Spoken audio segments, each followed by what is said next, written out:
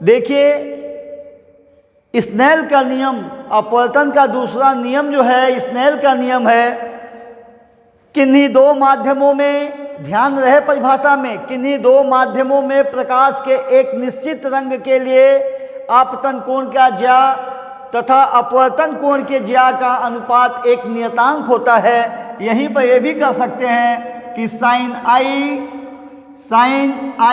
Upon sine r equal to constant, यानी नियतांक लिख सकते हैं कांस्टेंट ए। यहाँ जो नियतांक है प्यारे बच्चों, यही नियतांक n जो है यह अपवर्तनांक है, यही अपवर्तनांक है।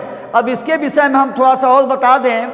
देखिए स्नेल का नियम के विषय में जान गए, अब थोड़ा हम बता दें बेटा अपवर्तनांक क्या होता है। किसी चीज़ का अपवर्तनांक एक विमाहीन राशि है। जैसे प्रकाश जब एक माध्यम से दूसरे माध्यम में जा रही है, यदि प्रकाश की किरणें एक माध्यम से दूसरे माध्यम में जा रही है तो यहाँ एक कहा जाएगा कि पहले माध्यम के सापेक्ष दूसरे माध्यम का अपवर्तनांक। बेटा जरा ध्यान से सुन लो, यह इसको पढ़ेंगे पहले माध्यम के सापेक्ष दूसरे माध्यम का अपवर्तनांक।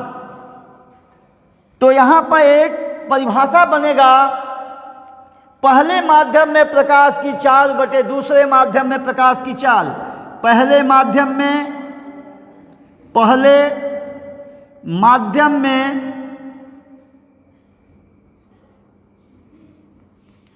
प्रकाश की चाल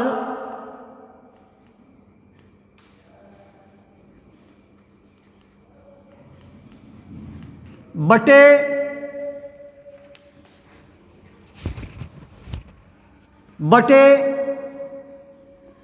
दूसरे माध्यम में प्रकाश की चाल, दूसरे माध्यम में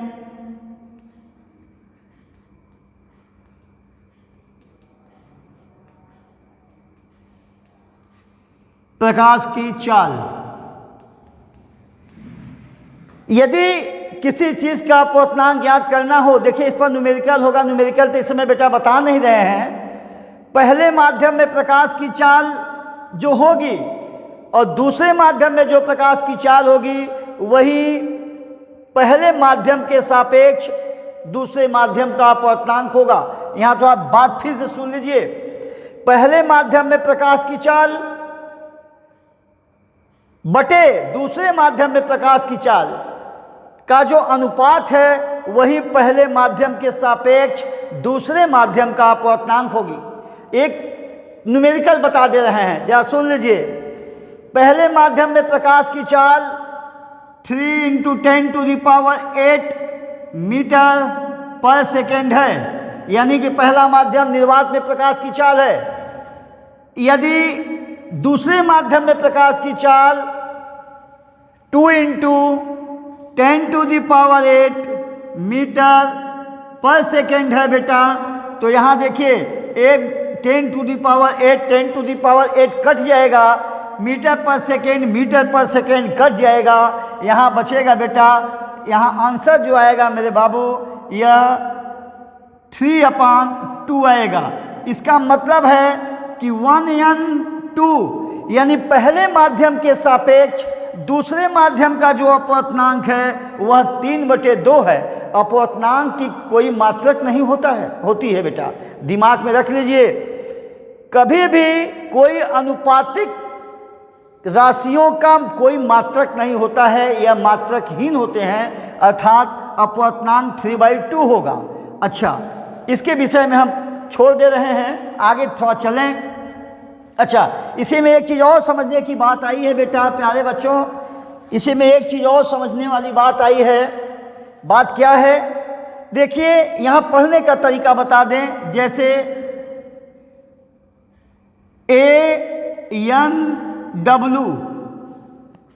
ANW का मतलब A से एयर, W से वाटर। ये बात कहीं मुंह से कहा क्या जाएगा बेटा? ए है हवा, एयर, हवा के सापेक्ष जल का अपवर्तनांक। इसको क्या पढ़ेंगे बेटा? हवा के सापेक्ष जल का अपवर्तनांक। यदि हवा के सापेक्ष जल का अपवर्तनांक 3/2 हो, यानी 3/2 हो, तो याद कर लेना मेरे बेटा, यहीं पर ए जल के सापेक्ष हवा का अपवर्तनांक हो जाएगा 2/3। ये चीज़ हम न्यूमेरिकल में बताएंगे, ये न्यूमेरिकल में बताएंगे बेटा।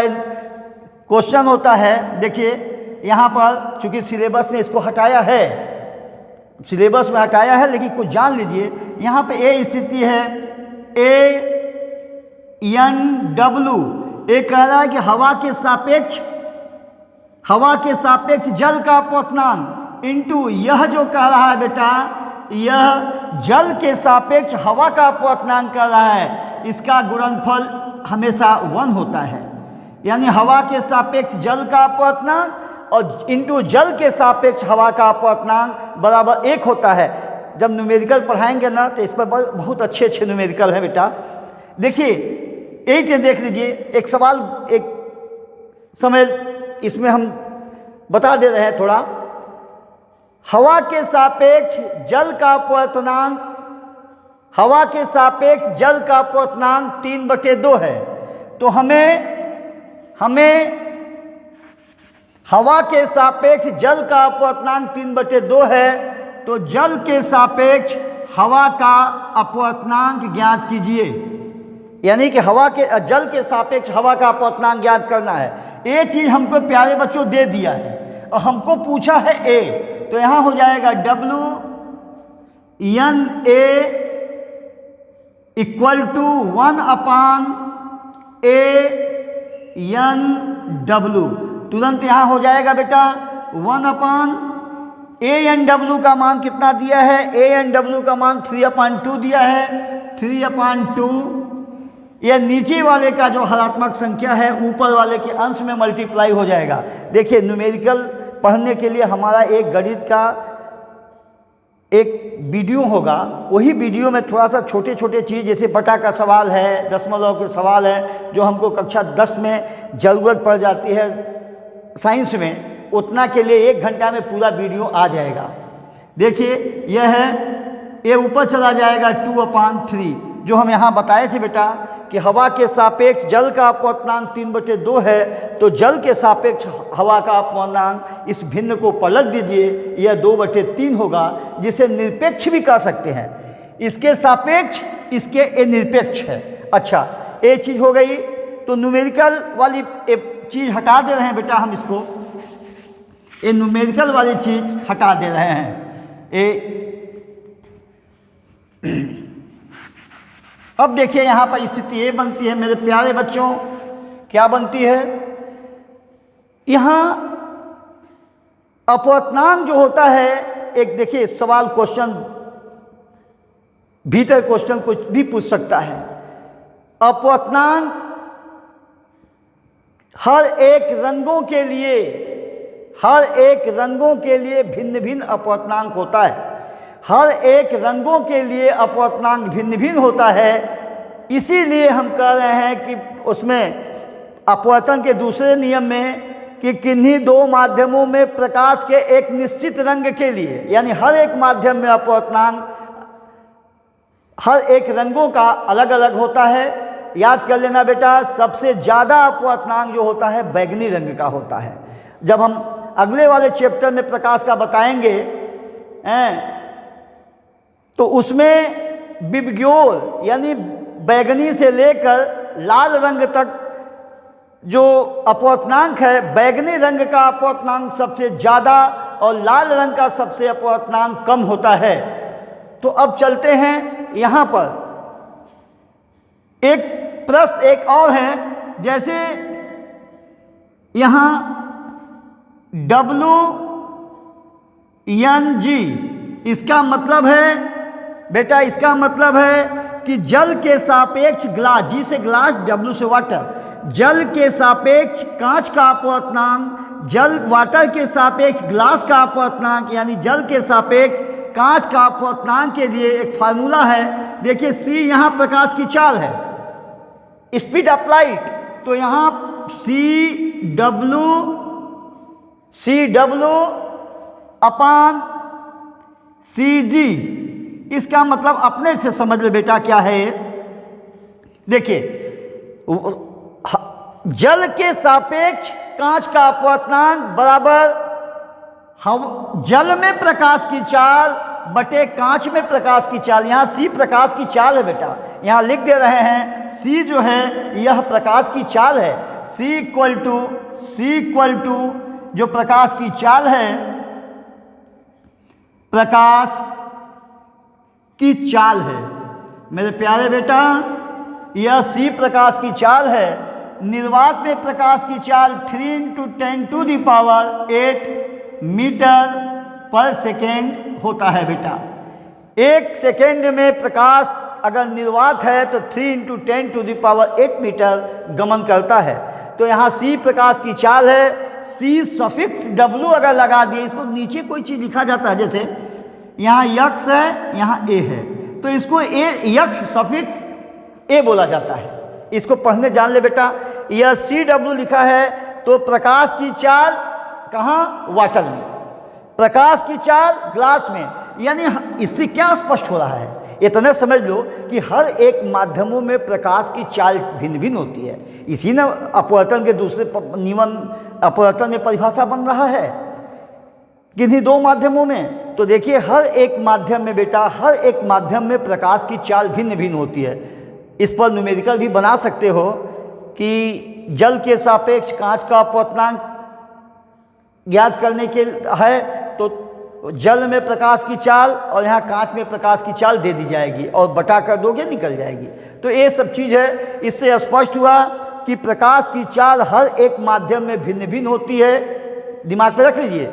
इतना बात पढ़ाने का आशा यही निकला कि प्रकाश की चाल हर एक माध्यमों में भिन्न भिन्न होती है, जिसके कारण हर एक रंगों के लिए हर एक माध्यमों का अनुपात में अपवर्तनांक भिन्न भिन्न होगा। यानी अपवर्तनांक का मान भी चाल पर निर्भर करती है। यहाँ ए स्थिति है। देखिए, एक परिभाषा बेटा यहाँ पे है, रंग एवं अपवर्तन से संबंधित जानकारी दिए। सबसे ज़्यादा किस रंग का अपवर्तनांक होता है? तो जवाब होगा बेटा बैगनी रंग का। सबसे कम अपवर्तनांक तो तुम्हारा जवाब होगा कि लाल रंगों के लिए। तो अब बैगनी से लाल क्यों जाएंगे? बैनिया पिनाला में। अब चूंकि ये अगला पाठ में पढ़ाना है इसलिए यहाँ हम जिक्र नहीं कर रहे हैं, लेकिन बैनिया पिनाला यानी बिब्योर, तो बैगनी रंग का अपवर्तनांक सबसे ज़्यादा और लाल रंग का अपवर्तनांक सबसे कम होगा। और हर एक माध्यम में प्रकाश की चाल बेटा भिन्न भिन्न होती है। हर एक माध्यमों में प्रकाश की चाल जो होती है वह भिन्न भिन्न होती है। अब अगला एक टॉपिक लिख दिए हैं। टॉपिक में लिख दिए हैं क्या? ये सब चीज़ कुछ ऐसी चीज़ें हैं जो दोहरा जाएगी और कुछ दिमाग खुल जाएगा। यहाँ लिख दिए हैं बेटा एक्स्ट्रा। एक्स्ट्रा में क्या है? क्रांति कोण है, पूर्ण आंतरिक परावर्तन है, परावर्तन के शर्त है और दैनिक जीवन में अपवर्तन का महत्व है। तो हम थोड़ा सा दैनिक जीवन में अपवर्तन का महत्व बता दें। 20 सेकेंड में हम बता देते हैं कि दैनिक जीवन में अपवर्तन का महत्व क्या है। देख बेटा, जब भी कोई टेढ़ी चीज दिखाई देता है, प्रकाश से संबंधित हो और कोई वस्तु टेढ़ी दिखाई दी, तो तुरंत तुम्हारे दिमाग में आना चाहिए कि यह अपवर्तन के कारण घटित हो रहा है। टिमटिमाना, तारों का टिमटिमाना जो होता है बेटा ना, यह अपवर्तन के कारण होता है। कुछ बात बता दें। देखिए, तारों से जो आने वाली प्रकाश है, बहुत ऊंचाई से तारे से प्रकाश आ रही है और कितने माध्यमों का चेंज हो रहा है। ऊपर कुछ माध्यम, नीचे कुछ माध्यम, उसके नीचे कुछ माध्यम, बहुत माध्यम चेंज करके आ रही है। यानी कई माध्यमों को चेंज करते हुए तारे से प्रकाश आ रही है। तो हर एक माध्यम में यहाँ ऐसे टेढ़ी होती जाएगी। तो टेढ़ी होने के कारण वह लगता है टिमटिमाने, हिलने लगता है। तो तारों का टिमटिमाना जो है ना, यह अपवर्तन के कारण होता है। और एक चीज़ और बता दें, अगर कोई भी छड़ी है और पानी में उसको डुबो दीजिए, क्या कहते हैं, ऊर्ध्वाधर, अगर उसमें डुबो देते हैं तो देखते हैं कि जो छड़ी है वह टेढ़ी प्रतीत होती है। तो इसका कारण अपवर्तन का है। और सिक्का टेढ़ा, अगर पानी में कोई चीज़ गिरा है तो टेढ़ा दिखाई देता है, समझ गए। तो ये सब चीज़ जो है, पूरी चीज़ मेरे प्यारे बाबू, यह अपवर्तन के कारण घटित होता है। यानी टेढ़ा दिखाई देना कोई चीज़ प्रकाश के अपवर्तन के कारण, टिमटिमाने का कारण प्रकाश के अपवर्तन के कारण। लेकिन एक पॉइंट बता दे रहे हैं बेटा, कहीं से कंपटीशन में पूछता है, अब चूंकि यही कक्षा 10 पास करके तुमको पढ़ाई छोड़ देनी है कि पढ़ाई आगे पढ़नी है। देखिए, हमारे चैनल से अगर संबंध आप जुड़े तो निश्चित है कि आपको कुछ योग्य बनाकर ही छोड़ेंगे। आप कहेंगे कि यह चैनल हमारे लिए, यह चैनल आपके भविष्य का निर्माण करेगा बेटा, ये मान लेना, ये मेरी गारंटी है बेटा। अगर हमारे चैनल से संबद्ध आप रहेंगे, इसके लिए मात्र देखिए, इतना पढ़ाने का मतलब कि आप सब्सक्राइब कर दीजिएगा। सब्सक्राइब कर देंगे तो बार बार आपके पास वीडियो पहुंचेगा। अच्छा, वीडियो पहुंचेगा तो समझ लीजिए कि आपकी पढ़ाई सबसे सस्ती हो गई। अगर हमारे चैनल से जुड़े बेटा तो आपकी पढ़ाई एकदम सस्ती हो जाएगी, बिना एक न के बराबर पैसे से आप पढ़ाई कर सकते हैं, समझ गए। अच्छा देखिए, इसमें एक्स्ट्रा में बेटा हम बोल दिए हैं कि परावर्तन के क्रांतिक कोण थोड़ा सा देख लीजिए, सिलेबस में ना होते हुए भी देख लीजिए थोड़ा सा, और आगे वाले सिलेबस में है, और कहीं कहीं पूछ भी देगा। ये सिलेबस, इन सबों के सिलेबस का कोई ठिकाना नहीं है। देखिए, क्रांतिक कोण बेटा, एक्स्ट्रा में हम क्रांतिक कोण पूर्ण आंतरिक परावर्तन के विषय में कुछ बता दें, कुछ पूर्ण आंतरिक परावर्तन के विषय में बता दें बाबू। देखिए, जब प्रकाश की किरणें सघन माध्यम से विरल माध्यम में जाती है तो अभिलंब से, ये अभिलंब है, ये है अभिलंब से दूर हट जाती है। जैसे जैसे आपतन कोण का, देखिए ये आपतन कोण ये है, जैसे जैसे आपतन कोण का मान बढ़ाते जाते हैं वैसे वैसे अपवर्तन कोण का मान बढ़ता जाता है। एक किरण है, ये पहला आपतन कोण है, यह दूसरा आपतन कोण है, वैसे वैसे अपवर्तन कोण का मान बढ़ता जाता है। सघन माध्यम में बना वह कोण, देखिए तीसरा बना रहे, सघन माध्यम में बना वह कोण, यह सघन माध्यम में बना वह कोण जिसके लिए विरल माध्यम में बनने वाला कोण 90 अंश के बराबर होता है, 90 अंश के बराबर होता है, क्रांतिक कोण कहलाता है। यानी सघन माध्यम में बना वह कोण जिसके लिए विरल माध्यम में बनने वाला कोण 90 अंश के बराबर होता है, क्रांतिक कोण कहलाता है। यही कोण बेटा क्रांतिक कोण है। यही कोण क्या है? क्रांतिक, क्रिटिकल एंगल, यही क्रांतिक कोण है। यानी क्रांतिक कोण, अगर सघन माध्यम में क्रांतिक कोण तब बनेगा जब विरल माध्यम में कोण, अपवर्तन कोण 90 अंश के बराबर हो जाता है। तो एक बार परिभाषा हम बता दें, देखिए इसमें एक बार दोहरा रहे हैं इसको। जब प्रकाश की किरणें सघन माध्यम से विरल माध्यम में जाती है तो अभिलंब से दूर हट जाती है। जैसे जैसे आपतन कोण का मान बढ़ाते जाते हैं विरल माध्यम में बनने वाला अपवर्तन कोण का मान बढ़ता जाता है। सघन माध्यम में बना वह कोण जिसके लिए विरल माध्यम में बनने वाला कोण 90 अंश के बराबर हो जाता है। यानी सघन माध्यम में बना वह कोण जिसके लिए विरल माध्यम में बनने वाला अपवर्तन कोण 90 अंश के बराबर हो जाता है, क्रांतिक कोण कहलाता है। यही बेटा क्रांतिक कोण है। यानी इसी कोण के लिए मेरे बाबू विरल माध्यम में बनने वाला कोण, अपवर्तन कोण 90 अंश के बराबर हो गया तो सघन माध्यम में बनने वाला यह कोण क्रांतिक कोण कहलाएगा। अच्छा देखिए, यही में थोड़ा सा एक बात बता देते हैं। यदि क्रांतिक को देखिए, अब यहां पर ध्यान से सुनिएगा बेटा,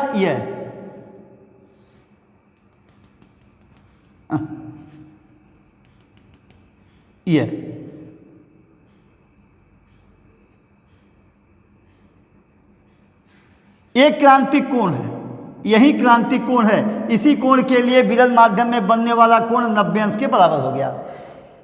यदि सघन माध्यम में बनने वाला आपतन कोण का मान, या ध्यान से सुन लीजिएगा, सघन माध्यम में बेटा सघन माध्यम में बनने वाला आपतन कोण का मान यदि क्रांतिक कोण के मान से बढ़ा देने पर प्रकाश की किरणें विरल माध्यम में न आकर पुनः सघन माध्यम में लौट जाती है। इस घटना को पूर्ण आंतरिक परावर्तन कहते हैं। यानी सघन माध्यम में बनने वाला आपतन कोण, यानी यह कोण बेटा सघन माध्यम में बनने वाला आपतन कोण I1 या I केवल लिख सकते हैं, यदि क्रांतिक कोण के मान से बढ़ा देते हैं तो प्रकाश की आने वाली आपतित किरण और आने वाली, यदि सघन माध्यम में आपतन कोण का मान क्रांतिक कोण के मान से बढ़ा देते हैं तो प्रकाश की जो अपवर्तित किरण है यह विरल माध्यम में न जाकर पुनः सघन माध्यम में लौट जाती है। इस घटना को पूर्ण आंतरिक परावर्तन कहते हैं। देख बेटा, सघन माध्यम में बनने वाला आपतन कोण का मान जब क्रांतिक कोण के मान से बढ़ा देते हैं तो विरल माध्यम में आने वाली अपवर्तित किरण विरल माध्यम में न आकर पुनः सघन माध्यम में लौट जाती है। इस घटना को पूर्ण आंतरिक परावर्तन कहते हैं। और पूर्ण आंतरिक परावर्तन की घटना घटने के लिए आपतन कोण का मान क्रांतिक कोण से अधिक होना चाहिए और प्रकाश की किरणें सघन से विरल में हो जानी चाहिए। यानी यहाँ प्रश्न आ गया बेटा कि पूर्ण आंतरिक परावर्तन की घटना घटने के लिए प्रकाश की किरणों को सघन से विरल में जाना चाहिए, सघन से विरल में। दूसरी स्थिति, सघन से विरल में जाए, इसके बाद दूसरी स्थिति कि आपतन कोण का मान क्रांतिक कोण से अधिक होना चाहिए। ज्यों ही क्रांतिक कोण से आपतन कोण का मान अधिक घटाए, यह प्रकाश की किरणें विरल माध्यम छोड़कर पुनः सघन माध्यम में लौट जाएगी। यही पूर्ण आंतरिक परावर्तन की घटना है। कोई चीज़ जब तुमसे बेटा ये पूछ दे कि चमक रहा है तो जहाँ चमकाव की बात आएगी वहाँ पूर्ण आंतरिक परावर्तन की घटना घटेगी।